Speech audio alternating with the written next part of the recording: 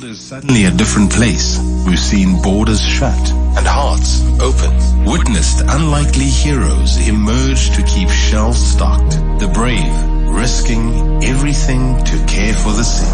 And even though staying physically distant is what we need to do to survive, being socially connected is how we humans thrive. So while we stay safe by staying apart, we at 702 promise to pull you in close to the facts that keep you informed, close to the news you need to know, close to the conversations that matter, close to each other. Because in these testing times, that closeness, that connection is how we keep hope alive. 702, keeping you connected. Follow 702 on Twitter at Radio 702. How are complexes and gated communities dealing with the regulations of lockdown as we, of course, all fight this pandemic? Is your body corporate making rules up as it's going along? Are they enforcing all of them, or have they been lax in some instances? And what is the right thing and the wrong thing to do? That's a conversation coming up in this next hour. Right now, though, it's 8 o'clock. This is Eyewitness News. KZN now has the most COVID-19 deaths and... When it's personal, even death threats, I didn't care. I didn't even respond. The WHO's chief brushes off the death threats. Good morning, I'm Tara Penny. KwaZulu-Natal has recorded a sharp increase in the number of confirmed COVID-19 infections, with the national picture showing at least 1,845 people have contracted the virus. According to the Health Department's latest statistics, 18 people have died from COVID-19 here in South Africa. KwaZulu-Natal accounts for exactly half the death toll. In another major development in that province, St. Augustine's private hospital in Durban has also been closed after more than 60 people were infected, the majority of them staff members. Mia Lindeke reports. Just on Monday, KwaZulu-Natal had 257 confirmed coronavirus cases. But this number has now jumped significantly by almost 100 in just 3 days. The latest figures show that this can partially be attributed to the fact that tracer teams have now managed to find many of the 77 patients who had not given their details. There are now only 11 unresolved cases. Gauteng, however, still accounts for the majority of COVID-19 cases in the country, with a total of 782. Mia Lindeke, Eyewitness News. Health Workers Union Nahawu won't be seeking any further legal recourse against Minister William Kize after an agreement was reached over personal protective equipment for its members. The union met with the Health Minister yesterday and urged government to comply with the Occupational Health and Safety Act. For weeks now, workers in both the private and public sector had been unhappy about a lack of necessary equipment to protect themselves during the pandemic. Opposition parties are warning if President Cyril Ramaphosa keeps Communications Minister Stella Abrahams in office after she violated the lockdown regulations, it'll undermine the whole process. The EFF and the DA are united in calling for her removal and arrest, especially after thousands of ordinary South Africans have been handcuffed for the same offence. Ndabeni Abrahams is on special leave for 2 months and she'll lose a month's pay after meeting with Ramaphosa and then apologising to the country yesterday. Bonga Dlulane takes a look. The EFF says Police Minister Bheki Cele not arresting Ndabeni Abrahams, it shows the law doesn't apply to members of the executive. Party spokesperson Vianney Pambo says it puts the legitimacy of the lockdown at risk. We even doubt that Minister Ndabeni Abrahams is even washing her hands if she can publicly and openly go against such a regulation when we are faced with such a dangerous and deadly pandemic like COVID-19. The DA's Phumzile van Damme says President Cyril Ramaphosa must go a step further. The president should be the one who lays a criminal complaint against Ndabeni Abrahams. Minister in the presidency Jackson Mthembu will stand in for Ndabeni Abrahams for the duration of a suspension as Communications and Digital Technologies Minister. Bonga Dlulane, Eyewitness News. As government carries out measures to curb the spread of the virus, including the commissioning of more water tanks, deliveries to rural communities, concerns have been raised about exposure to crime. The tankers are the only reliable water supply for thousands of communities, especially in areas where there's been no running water for years now. However, truck drivers tasked with getting the water to people's homes say they constantly have to watch their backs for hijackers.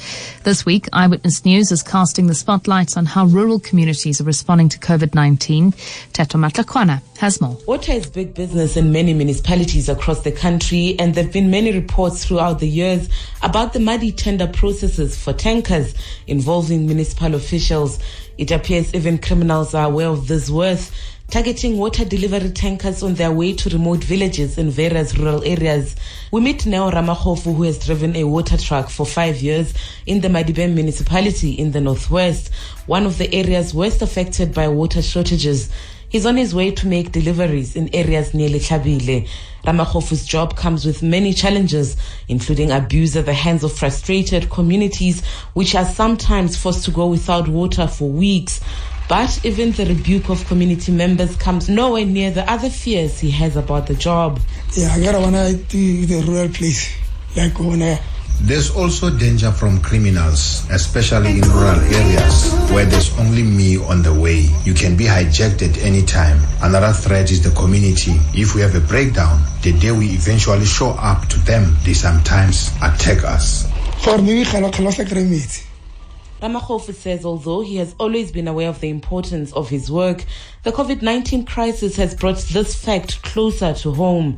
According to the Presidential Command, more than 6,000 tanks and 723 tankers have been delivered to communities thus far. Teto Matlakwana, Eyewitness News in Winterveld. The virus has infected more than 1.5 million people globally. The latest statistics show more than 88,000 people have died, while just over 330,000 have recovered. Now, the rapidly spreading outbreak is expected to push sub-Saharan Africa into recession in 2020 for the first time in 25 years. The World Bank's Africa Pulse report predicts the region's economy will contract by between 2.1 and 5.1% this year, and that the coronavirus will cost sub-Saharan Africa up to $79 billion in output losses due to trade and value chain disruption. Africa has at least 10,956 confirmed cases of the virus, 562 deaths and 1,149 recoveries. World Health Organization Director General Tedros Ghebreyesus has confirmed he's been at the receiving end of death threats and racism, but he says he doesn't give a damn. He's responded to the latest claims by US President Donald Trump that the WHO has not done enough to prevent deaths in America, and utterances by doctors who said vaccine trials should be done here in Africa. Ghebreyesus says he doesn't care if he's attacked personally, but the WHO and Africa are off limits. Ntakwana Ngatane reports. When it's personal, even death threats, I didn't care. I didn't even respond. WHO Director General Tedros Ghebreyesus has revealed for the first time that he's been threatened. 3 months ago, this attack came from Taiwan. And Taiwan, the foreign ministry also, they know the campaign. They didn't dissociate themselves. They even started criticizing me in the middle of all that insult and slur. Ghebreyesus says he doesn't care about this, and he would rather respond to the recent racist utterances made by doctors directed at Africa. Because what I care is when humanity is insulted, when we don't care, when we have more than 60,000 body bags. He says the WHO remains wholly committed to the fight against the coronavirus. Ntakwana Ngatane, Eyewitness News. Taking a quick look at other major developments now. In the U.S., New York State has seen its biggest daily death toll of almost 800 people, and the governor has ordered flags to fly at half-mast. Reported deaths across the U.S. now exceed 14,600, making it the highest number in the world after Italy. In Australia, police are investigating why passengers from the Ruby Princess were allowed to disembark the cruise ship, although many of them were later discovered to be carrying the virus. India has seen its highest spike yet, with almost 800 new cases. cases in just the past 24 hours. South Korea and New Zealand, meanwhile, continue to see their number of new cases decline. China reported 2 deaths in the Hubei province, while there are at least 63 new confirmed cases, 61 of which were imported. And British Prime Minister Boris Johnson remains in intensive care this morning, but his condition is said to be improving. For all the latest developments around the pandemic, you can log on to ewn.co.za.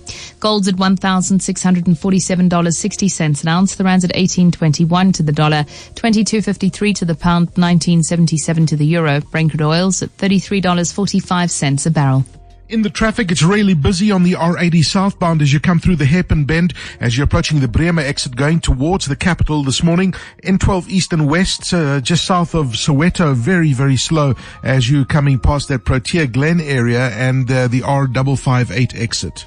In your sport, a man is suing Tiger Woods and his caddy after he was shoved at the Valspar Champs 2 years ago. Real Madrid's football players and Wales national rugby players have taken pay cuts, and the Formula One season could start halfway through this year, but behind closed doors. A cloudy Friday in store for Gauteng. The temperatures will peak at highs between 19 and 21 degrees. The top story in Eyewitness News this hour, KZN has recorded a sharp increase in the number of confirmed COVID-19 infections, with the national picture showing at least 1,845 people have contracted the virus. Eyewitness News. In touch, in tune, and independent. For the latest, visit ewn.mobi. Keep washing your hands and stay updated with the latest COVID-19 developments. And news at all times on the 702 app. Bongani Bingwa on 702. For the curious on 92.7 and 106 FM. It's 10 after 8. I'm taking your calls on 011-883-0702. The changing pattern of this thing means, whatever is the latest is the information you need to focus on. For example, KZN now has recorded a sharp increase in the number of confirmed infections. So that's an interesting development and something that maybe we need to watch out for as the patterns of this thing change. Not only in this country, by the way, but globally. The World Health Organization now telling us that more young people are dying from COVID-19 than previously recorded. So its patterns are changing as it spreads around the globe. I want to know from you, though, if we try and look at this from a positive point of view, no pun intended there, when it comes to the regulations, when it comes to keeping safe, because I've been stressing the fact that we are this virus's feet and hands. The more we move about, the more likely we are to infect others, and the more pressure will be placed on health.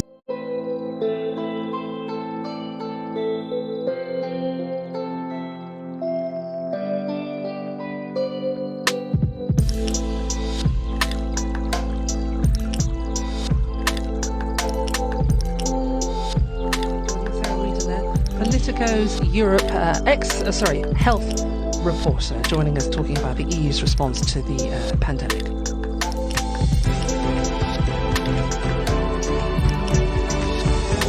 Let's just pick up from what you just heard there by hearing from one of those countries at the heart of the European Union, Belgium. Its population is only small, but it has been hit hard by the coronavirus pandemic with more than 2,000 deaths, putting it in the top 10 of countries with the most recorded amount of COVID-19 linked deaths. Just to give you a comparison, Belgium has about as many deaths as Germany, which has more than 10 times as many people. And let's discuss this now with Steven Van Hoekt, who is head of viral diseases at Cienzano, which is the National Scientific Institution of Belgium. Good to have you on, Steven. Now, what's happening in Belgium? Why such high rates of infection compared to the country's population? Yeah, I think the main reason is that we're counting in a different way. So unlike most other countries, we're not only counting the confirmed deaths in the hospital, but we also count the community deaths. And these are usually very old people staying in elderly homes, above 80, above 90, where there's a high suspicion that they also have been infected with coronavirus, but usually they're dying because also a lot of other diseases are present, like heart disease or a stroke or something. But since there were signs of the virus spreading in the elderly home, and there is a suspicion that these people were infected, we also count them as suspected cases. And that's not happening in other parts of Europe? No. I think we're, at the moment, the only country which is also including the suspected cases outside of the hospital. And this can be up to 30% or more of the deaths. That's interesting. Now, is the curve there following the same trajectory as the rest of the world, or would you say it's on a different one? No, I think we have reached the peak, and I believe when I look at the new numbers, the numbers are slightly declining now. And now I'm speaking about the hospitalized cases, the new patients being taken up in the hospital. This seems to be declining slowly. So I think we have had the peak, and we're now in the second phase of the epidemic. But the mortality is still very high. And this number when you is say the still second going phase of the epidemic, what do you mean exactly? What's likely to happen now? The declining phase. Yeah. Now, when you hear that countries like the United Kingdom are struggling to provide protection for people at the front line of this fight, health workers, how does that compare to what's going on in Belgium? Was Belgium ready for a pandemic like this? Well, no, when it comes to protective equipment, we also had the same problem and still have the same problem, that we're continuously looking for extra masks and protective clothing, etc.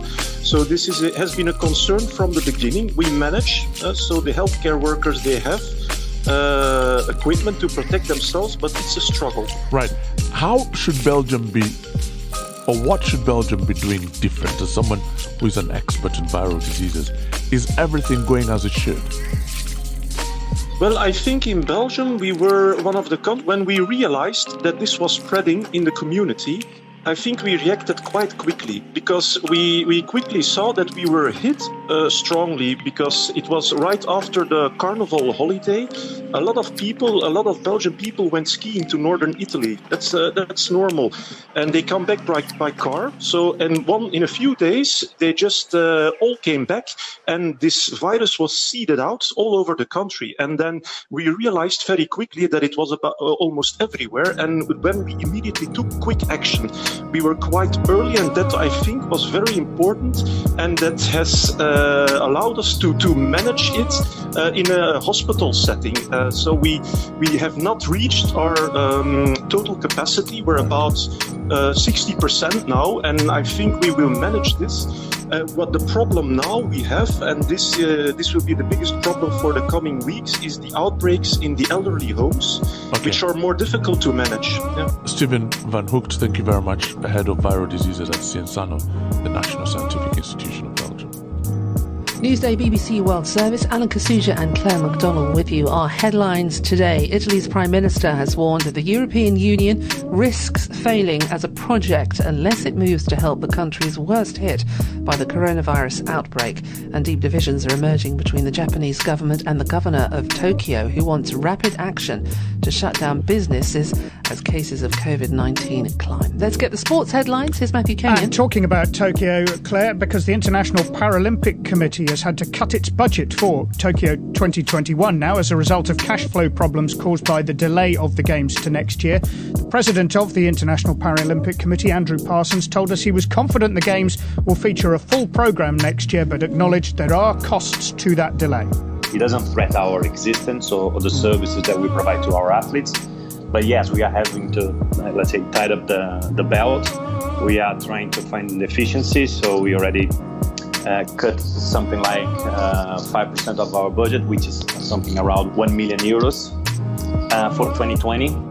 And players in the English Premier League who've come under the spotlight from some politicians in recent weeks have announced a plan to club together to raise money for Britain's fight against the pandemic. They made a coordinated announcement on social media last night, which is getting a lot of traction today. Sport today at 18:30 GMT. Matthew Kenyon, thank you very much indeed. It's 18 minutes past 7 o'clock here in the UK. Business News is back with warnings from small businesses in the US. Yeah, right. That's right, Alan. We know the coronavirus lockdowns are pretty indiscriminate, aren't they, on businesses, whether they're big or small, and how they're trying to work and deal with all of this. But some figures out in a survey by the US Chamber of Commerce this week are particularly stark for small businesses. The Chamber found that a quarter of small businesses surveyed said they face closing permanently in the next 1 to 2 months amid the economic downturn, and that half were already implementing some form of temporary closure.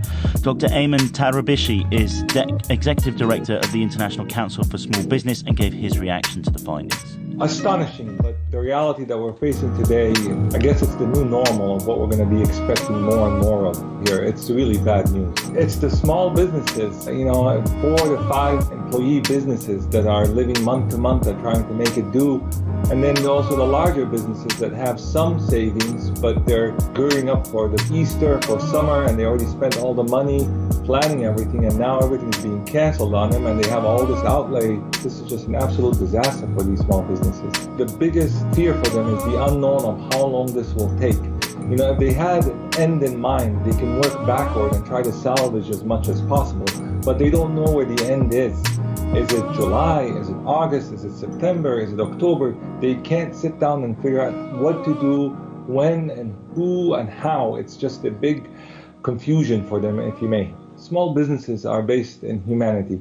We're going to look at this afterwards and saying, look what we sacrificed to help humanity. And for years and for generations, people are going to live with this moment and saying, I lost my business, but I helped save a life. And if you can walk away with this, then it's all worth it, I think. But some people say it was an absolute disaster for me. It ruined my life, it ruined my career.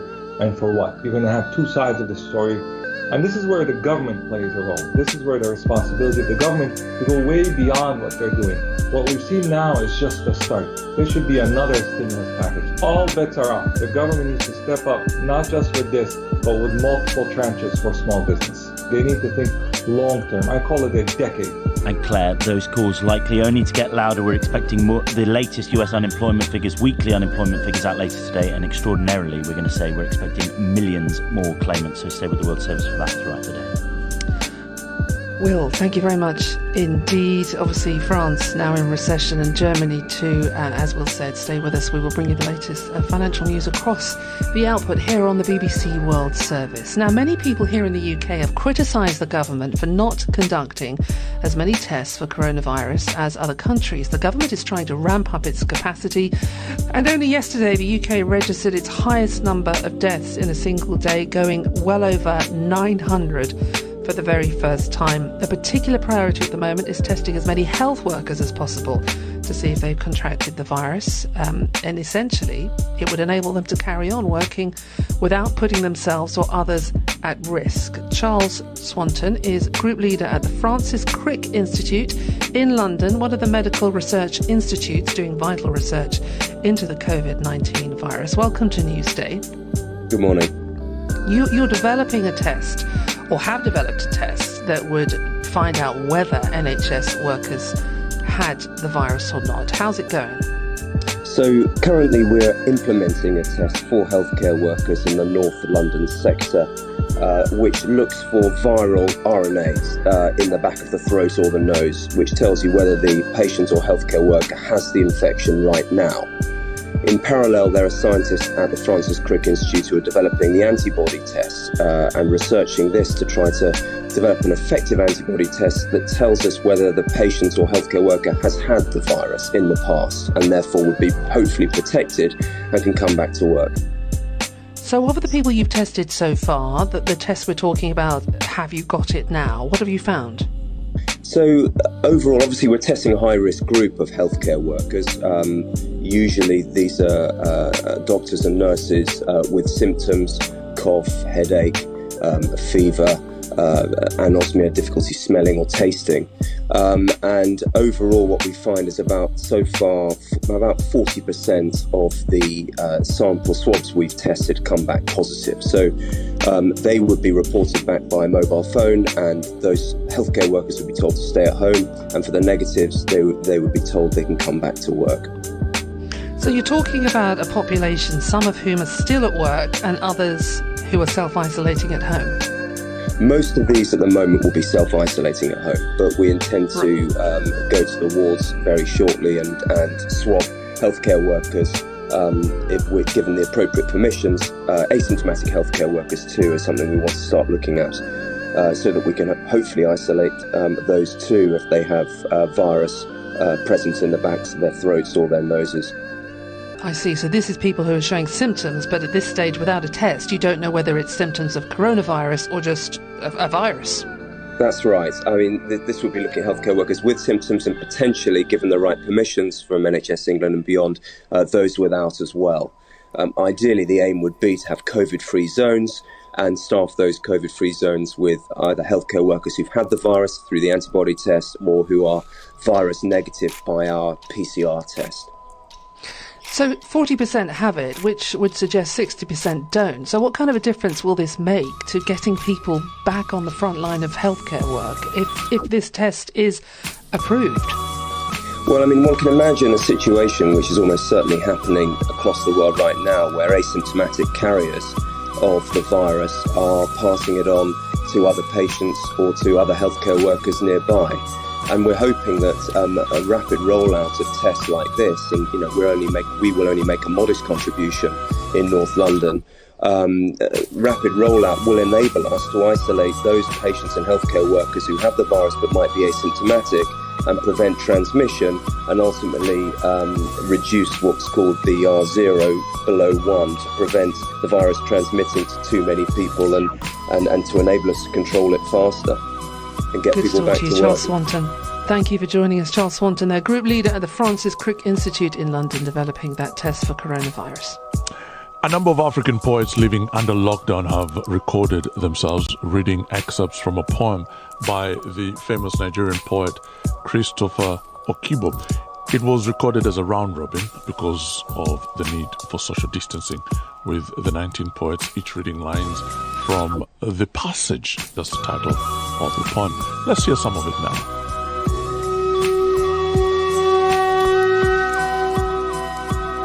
The Passage.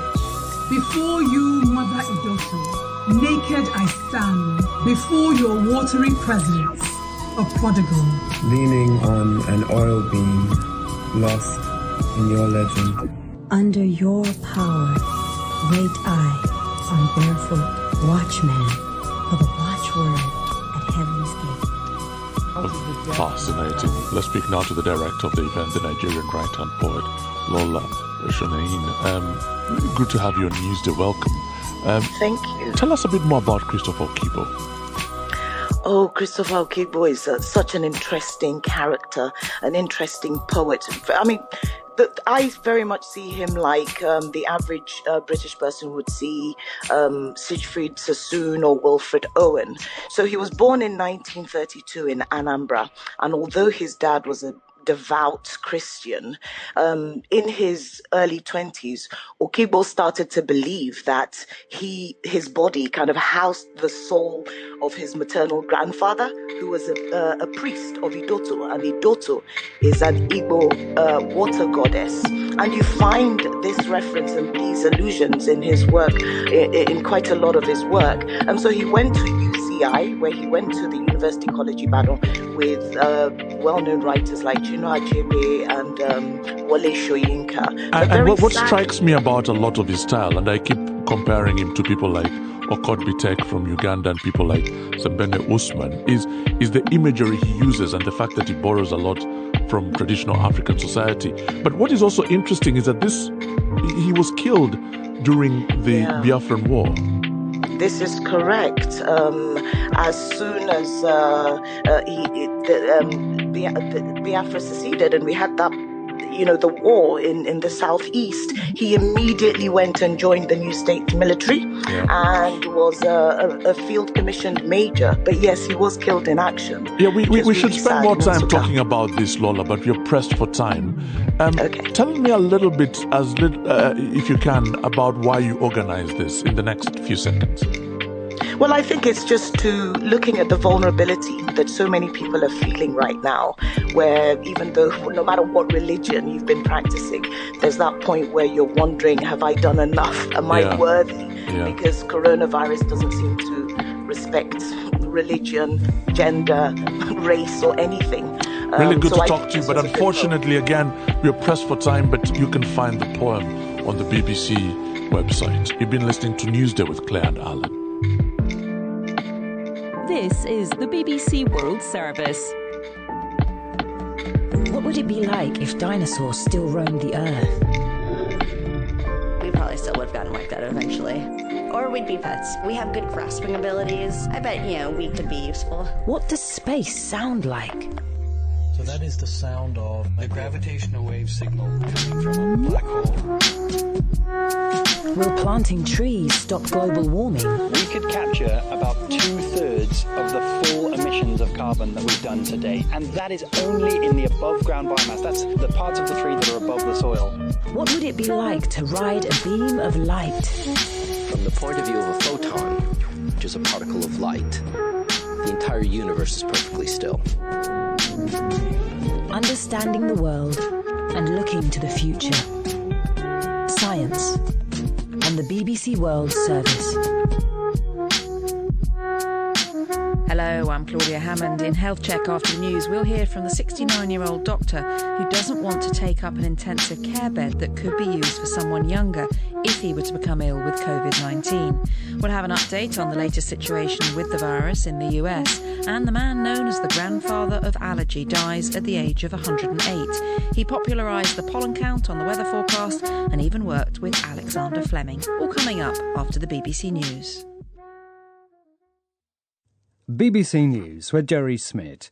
Italy's Prime Minister Giuseppe Conte has said the European Union might collapse as a project unless it acts decisively to help countries worst hit by the coronavirus outbreak. Italy is pushing for a coordinated economic response from the bloc by allowing countries to share debt, an idea opposed by Germany and the Netherlands. The authorities in northeastern China are racing to build a new isolation facility in a small city which has been locked down after an influx of coronavirus patients returning from Russia. The facility in Suifenhe is to hold 600 beds and be ready by this weekend. Tropical storm Harold has made landfall in Tonga, flattening tourist resorts in the South Pacific island nation. The cyclone unexpectedly regained strength from Category 4 to Category 5. A unilateral ceasefire by the Saudi-led coalition in Yemen is due to take effect within a few hours. The coalition says it will halt operations against Houthi rebels for at least 2 weeks to support UN efforts for a political solution and help stop the spread of the coronavirus. Australian police have raided and removed the black box from a cruise ship that's been linked to nearly a tenth of the country's coronavirus cases. It's a part of a criminal investigation into why thousands of passengers were allowed to disembark from the Ruby Princess in Sydney last month. President Jair Bolsonaro has once again called on Brazil to get back to work, going against advice by his own health ministry to stop work and remain indoors. And the head of the World Health Organization has called for unity and global solidarity to fight the coronavirus outbreak as the agency comes under sustained attack from President Trump. Dr. Tedros Adhanom Ghebreyesus called for an end to the politicization of COVID-19. Hello, welcome to Health Check from the BBC. I'm Claudia Hammond. Today we're looking at the situation with coronavirus in the US and hearing from the 69-year-old doctor who'd rather not take up a hospital bed if he becomes seriously ill with COVID-19. And the doctor known as the grandfather of allergy has died at the age of 108. I can remember him coming into the Health Check studio 10 years ago to tell me how he popularised the pollen count, worked with Alexander Fleming and wasn't afraid of a bit of self-experimentation with blood-sucking insects. Just finishing its meal 10 minutes, when I was having my blood pressure taken every 5 minutes, and then the nurse said, "Oh, the blood pressure machine is broken." I felt my pulse. I hadn't got a pulse. The ceiling was going black, and I knew I was going to pass out. And my guest today is joining us from the US, who is Matthew Fox, Professor of Epidemiology and Global Health at Boston University. So we're starting, of course, with the global coronavirus pandemic. Now, in different parts of the world, they are at very different stages of the pandemic. And I thought we'd focus on the United States for a moment. What is the situation there? Well, it's dire here. Hospitals are overwhelmed. They are working on building out extra space for hospitalization, but we don't know yet whether or not that's going to be available in time. And are there a few places that are the focus of the virus, or is it basically everywhere now? Well, it is everywhere, but there are a few places that are worse than others. So New York is one of them, Louisiana, where New Orleans is located, and Michigan in the city of Detroit is a particularly bad place. Some of that may have to do with the decisions on when to start to close things down. In New Orleans, Mardi Gras went ahead, and in other cases, there were decisions that probably were quite helpful. So a few NBA basketball players getting infected early on, I think, led to shutting down large events like that early, and I think that probably saved a lot of transmission. And we talked on Health Check more than a month ago now about the situation with the lack of testing kits. What's happened since then? How is it with testing now? It's not good, but it's getting better. The United States president is still saying that anyone who wants a test can get one, and that's not quite the case at the moment, but there are scale-up efforts going on, and we really need this. And the type of test that's used to confirm the presence of the virus initially is called a PCR test. Do you remember this from the earlier days of that test? I do. So this was one of the tests that really came about during the HIV epidemic, and it was something that was largely limited to research studies in the late 90s and early 2000s, and it was something that I was able to work on for my doctoral dissertation work. We were looking at mother-to-child transmission of HIV, and at the time, it was so expensive, didn't think that this was going to be something that was going to be available routinely. Well, 5 years later, this is something that we use routinely. Yes, and I guess you'd never have guessed that at the time. And it seems that in the States, different approaches are being taken in different parts of the country. And local to you in Massachusetts, there's a new initiative to try to tackle things. What are they doing there? Yeah, this is a really exciting initiative. The governor, Charlie Baker, has partnered with a group called Partners in Health. Paul Farmer, the lead of that group, who's been working in communities all over the world dealing with tuberculosis and Ebola. So they're going to hire 1,000 contact tracers to try and identify contacts of people who are known infected cases with coronavirus, to try and get them to self-isolate or to identify locations where they could quarantine, like hotels. Obviously, it's late, but what this does, I think, is it gives us hope that as we start to pass the peak, we can start to come up with plans for how we're going to move forward once we start to let people back into the community. So this is being done on top of a lockdown. It's in addition, in a way. Right. The two need to go together in order for this to be successful. You need to be able to suppress the virus as much as you can. So it's not an either-or strategy, but it is throwing everything that we can at the virus to try and improve our situation. Thanks, Matt, and do stay with us. Now, all over the world, there are fears that fragile health services won't be able to cope, and that even the most advanced healthcare systems might become overwhelmed by the numbers of seriously ill people. There are particular concerns about the availability of mechanical respirators worldwide, which can support a seriously ill patient's breathing. But there are individuals who decided they don't want to go into intensive care, however ill they become. Retired GP Dr. Lynn Jenkins is in good health, only 69 years old, but believes that he has a moral obligation to prioritise critical care beds for younger people, especially those who have families. He told me why he's calling for proper home care to be available to allow older people to die with dignity at home if they choose to do so. What I wouldn't want to do is to die at home without medical support. And my wife and family would then have to cope with me, dying, gasping for breath, delirious, distressed. And I'm very conscious of the experience not only of the victim of this disease, but of the loved ones, those around the victim. Because if you suffer a bad death, a distressing death, it affects everybody afterwards. I'm a bereavement support volunteer, so I know what I'm talking about. So that's why I think it's so important that the government steps up and actually says to us, we are going to provide this care for people if they want to stay at home. And what would happen at the moment if somebody said they didn't want to go to hospital? Can they refuse? You can always refuse, but what would happen is that you would be left at home to die without any support. Because I talked to my GP, he's a remarkable, caring man, and I said, what could you do for me, Neil, if I decided not to go in? And he said, well, I'm sorry, but at the moment, there is no provision to help you. The palliative care service that we have is for chronic conditions, and it takes a while to set up, and you have to order the drugs and order the oxygen. I see what you mean, yes. So it's the urgency of that care that is something that can't be put in place at the moment. Absolutely. And of course, the amount of care that will be required, we're talking thousands of people. I mean, it's an enormous task to build it up, but I think we've got to try and do this. And is part of your motivation to possibly free up a ventilator for someone different, or is it mainly that you don't want to risk dying in hospital yourself? Well, from my point of view, I feel there is a moral obligation on we who are nearing the ends of our lives anyway, and certainly I accepted the fact that I'm going to die.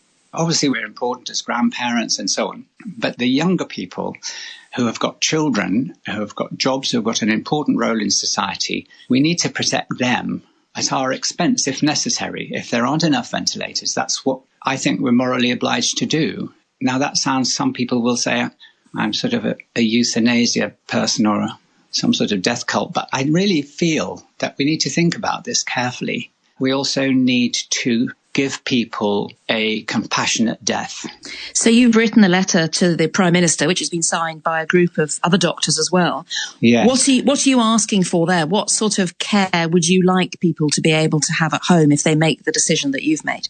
Let's just assume that either I was at home on my own or the other members of my family living in this house were also ill or unable to look after me. What I would hope is that I could call a number and within a reasonable period of time, somebody would come and they would bring whatever is required. And I imagine that would include probably some oxygen and some drugs, probably given subcutaneously by a syringe driver, which might include morphine and a sedative of some sort that would stop me panicking, stop me feeling breathless. And I would hope that a carer would be able to come and look after me and would sit with me and keep my loved ones informed, and I would hope that I would have a way of being able to talk to them if they weren't able to come and see me, so that they were able to reassure me and I was able to tell them how I felt about them.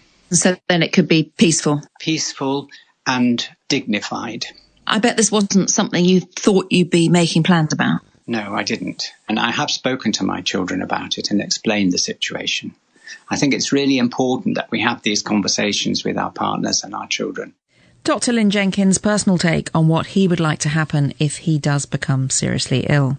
You're listening to Health Check from the BBC with me, Claudia Hammond. Now, in the evidence on the BBC World Service, I'm keen to put your questions to our panel of international experts. So if there's anything about the new coronavirus that you're still wondering about, do email us at the.evidence@bbc.co.uk.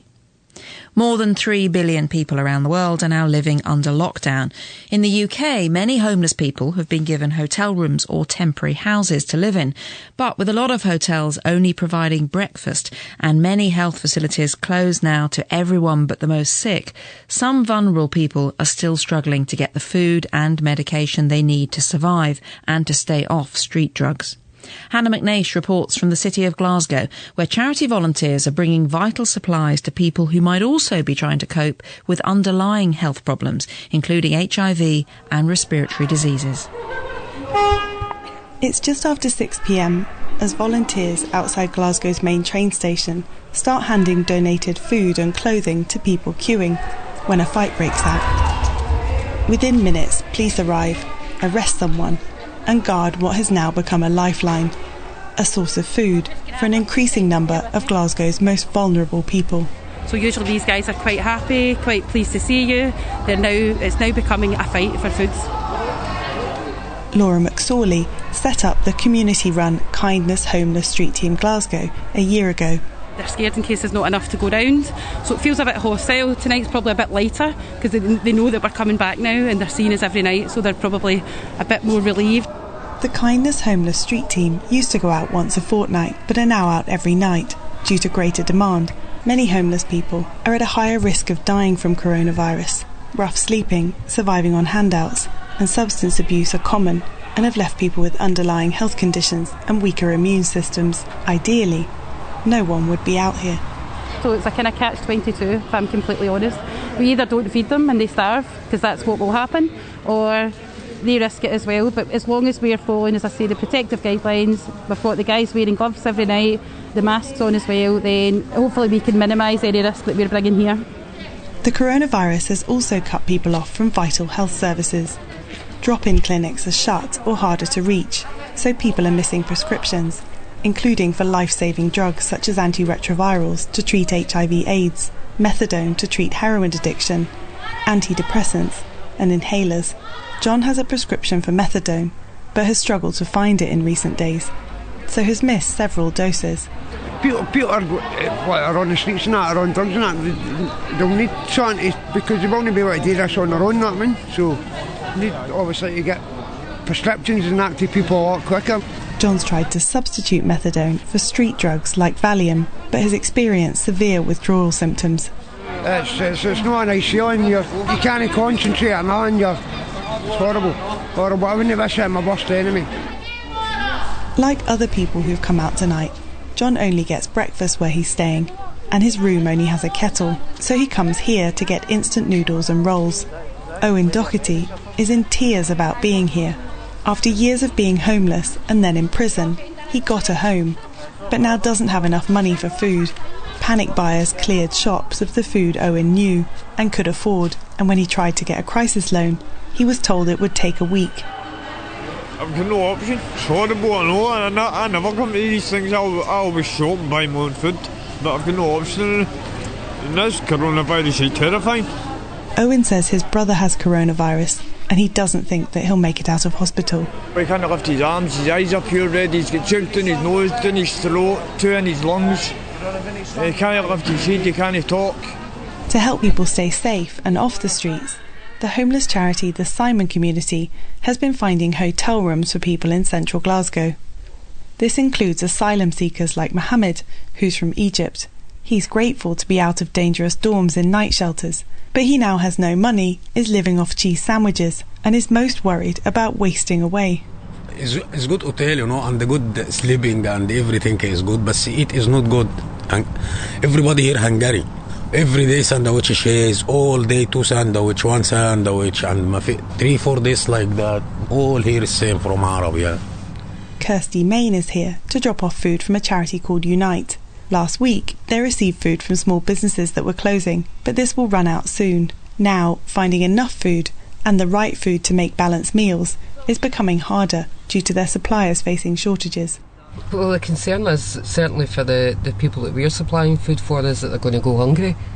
That's the real concern, and you know they're going to have a very, very limited diet, which is going to cause other medical problems as well. So it's really important for us to get as much good food out there as possible. Inside the hotel, Simon community volunteer Hayley is making up bags of kit to deliver to people who inject drugs, to try to stop people going out and the spread of blood-borne diseases. So we're just making up bags for needle exchange. So in them there is the kind of one-hit kit. So it's got a syringe in it, there's a spoon, citric acid, and obviously it's a safer way for them to be using if they're going to inject. Like you find a lot of people can use needles and they can contract HIV, hepatitis from it. So we carry these in our bags along with the wee waters as well, and people can phone up and request needle exchange and we would meet them with it and just provide them.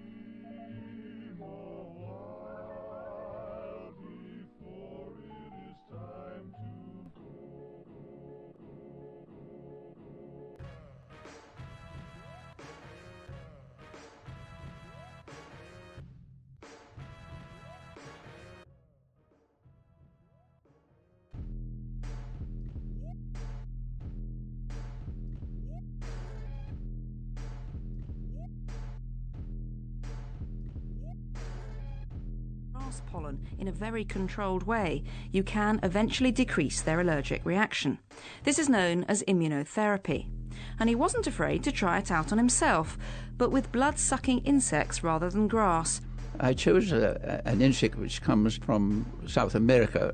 The Latin name is Rhodnius prolixus, and it also carries a very nasty disease called Chagas disease. So I got one of these bugs from the Tropical School of Medicine and allowed it to have meals for me. Now, the first bite caused no reaction at all. The second bite caused a delayed reaction 48 hours later. The sixth bite, and this was feeding it once a week, caused an arm so swollen that for 3 days I couldn't bend it. The problem was what would happen with the next bite, and when it was having its meal, just as it was finishing, a little itch.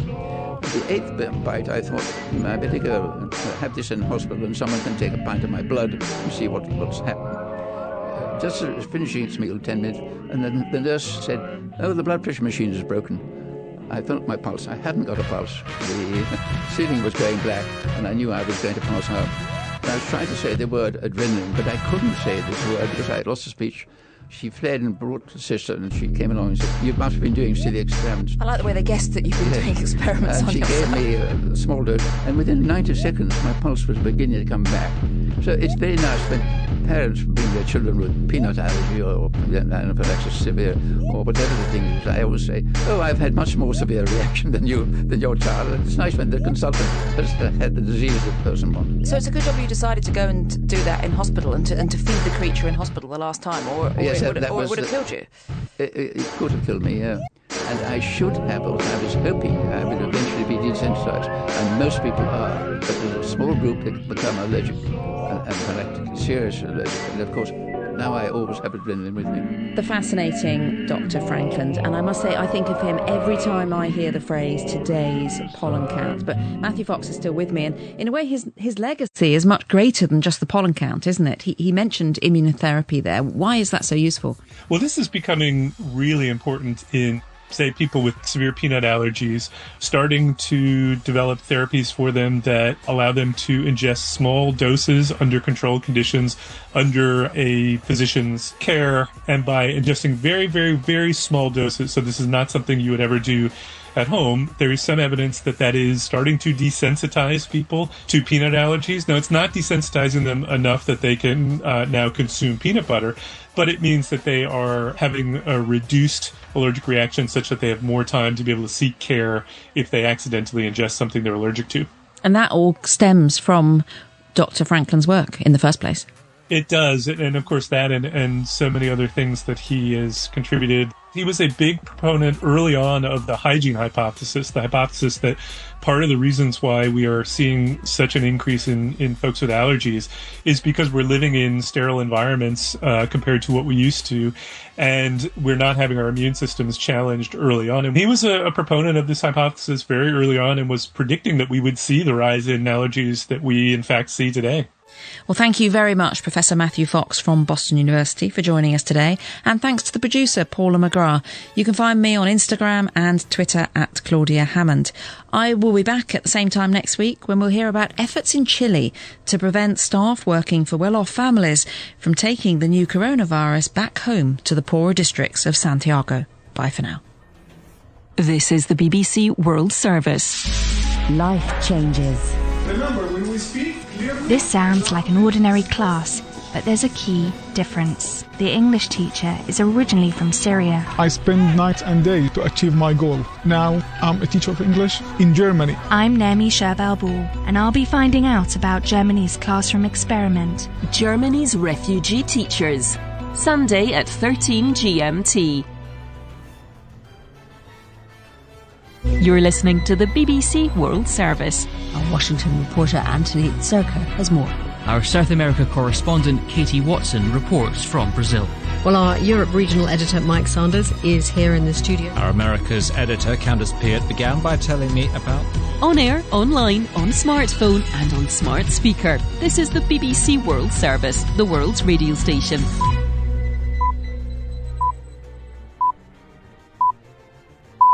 Welcome to the inquiry on the BBC World Service. I'm Tanya Beckett. Africa is trying to stop the spread of coronavirus as the number of cases creeps up across the continent. We cannot control this outbreak by government efforts alone. We need 200 million foot soldiers to join us. Living conditions are often cramped, making social distancing difficult. Some households really see that the activity of washing their hands is just kind of wasting the water. Companies are stepping in to support the response. I don't think there's a time that business has ever had a more active role in responding to a national disaster. Perhaps the greatest challenge is to preserve hope. The anxiety of citizens right now ring very loudly in our memories. Find out how Africa plans to cope with coronavirus after the news. BBC News. Hello, this is Jerry Smith. Italy's Prime Minister Giuseppe Conte has told the BBC that the European Union might collapse as a project unless it acts decisively to help countries worst hit by the coronavirus outbreak. Mark Lowen reports from Rome.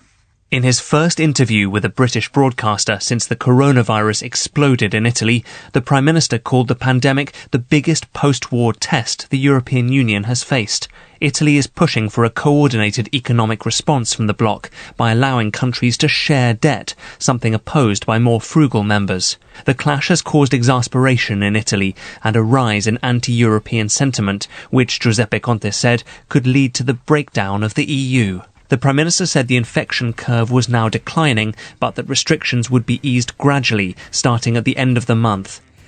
Divisions have emerged in Japan between the government and the Tokyo authorities after the city recorded almost 150 new cases of coronavirus, its highest daily increase yet. A state of emergency is in effect. From Tokyo, here's Rupert Wingfield-Hayes. Tokyo is noticeably quieter. Ridership on the city's train and subway networks is down by 30 to 40%. But experts say that is not nearly enough to have an impact on Tokyo's coronavirus epidemic. Tokyo's Governor Yuriko Koike wants an immediate shutdown of most nighttime activities in the city. But Japan's economic minister wants to wait 2 more weeks before making any decision about which businesses need to close. In the meantime, the virus continues to spread. The authorities in northeastern China are racing to build a new coronavirus isolation facility in a small city which has been locked down after an influx of coronavirus patients returning from Russia. Heilongjiang province has recorded at least 100 such patients in recent days, and the facility in Suifenhe is to hold 600 beds and be ready by this weekend. Tropical storm Harold has made landfall in Tonga, flattening tourist resorts in the South Pacific island nation.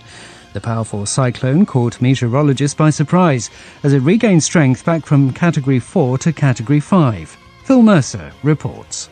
Weather forecasters say it's rare for a cyclone heading south from the equator to weaken, then roar back as a Category 5 storm.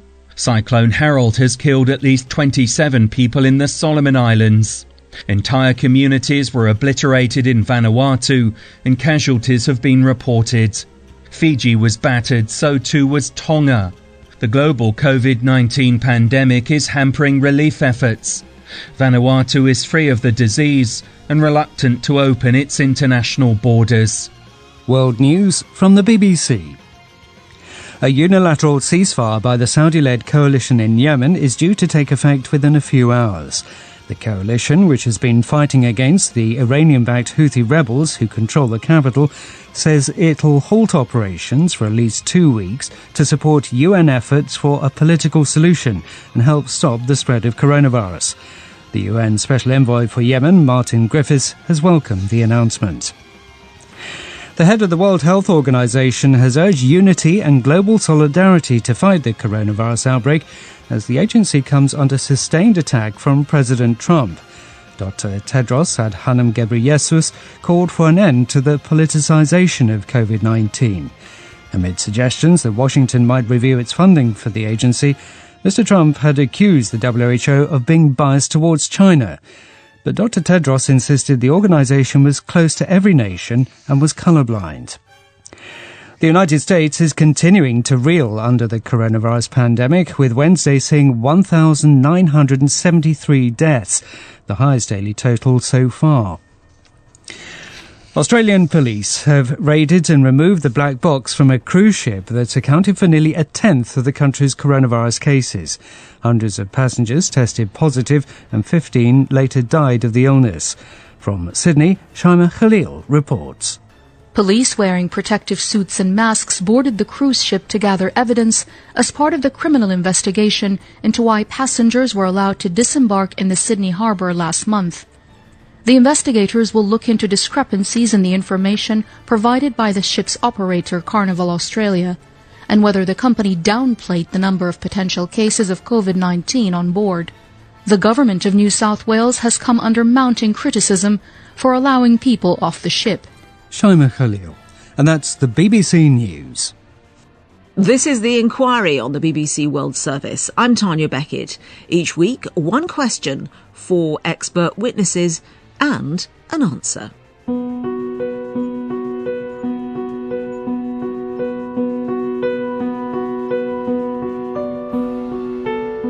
A 30-year-old Zimbabwean man begs his family for help.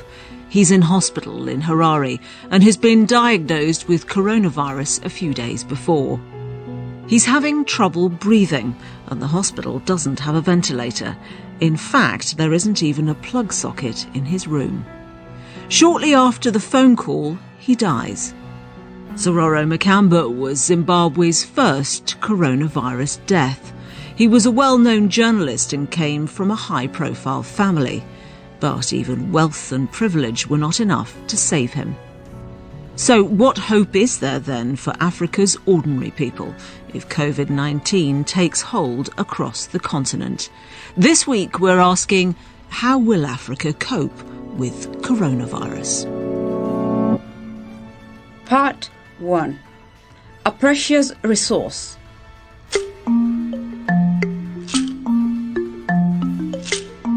If the virus, the pandemic hits us, the impact is going to be huge. Our first expert witness is from a private, not-for-profit rural hospital in eastern Uganda. My name is Moses Isia and I'm the director of Holy Innocents Hospital, based in Kamutur village, Kamutur sub-county of Bukedia district. Holy Innocents Hospital is about 260 kilometres northeast of the capital, Kampala.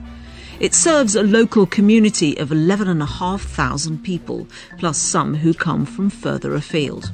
We have the general ward, we have the children's ward, we have the maternity, we have the laboratory and the operating theatre, and we have the outreach department. Moses has a list of medical equipment that his hospital lacks to treat patients in normal times. The prospect of the extra burden of fending off coronavirus is very daunting.